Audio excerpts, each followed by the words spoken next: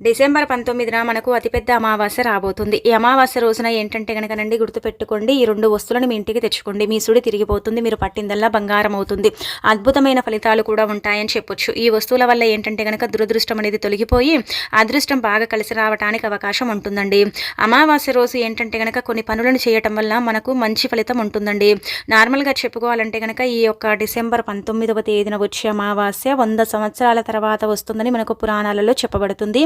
ఈ అమావాస్య ఏంటంటే గనక కొంచెం పవర్ఫుల్ అండి. అలానే కాకుండా ఈ అమావాస్య రోజు గుర్తుపెట్టుకోండి, ఉదయాన్నే లేవటం, శుచిగా స్నాన కార్యక్రమాలు చేసుకోవటం, ఇంటిని వాకిలి శుభ్రం చేసుకోవటం, ఆ తర్వాత ఏంటంటే గనక ఉతికిన వస్త్రాలు ధరించటం, స్నానం చేసే నీటిలో కొద్దిగంత పసుపు ఉప్పురాలను వేసుకొని ఆ నీటితో స్నానం చేస్తే దరిద్ర బాధలు పోతాయి, అదృష్టం బాగా కలిసొస్తుంది. ఇలా స్నానం చేసుకున్న తర్వాత ఇంట్లో ఏంటంటే గనక చక్కగా పూజ కార్యక్రమాలు చేసుకున్న తర్వాత ఏంటంటేనండి గుర్తుపెట్టుకోండి, లక్ష్మీదేవికి ఎంతో ఇష్టకరమైన వస్తువులు ఈ వస్తువులు. ఆ తల్లి ఏంటంటే గనక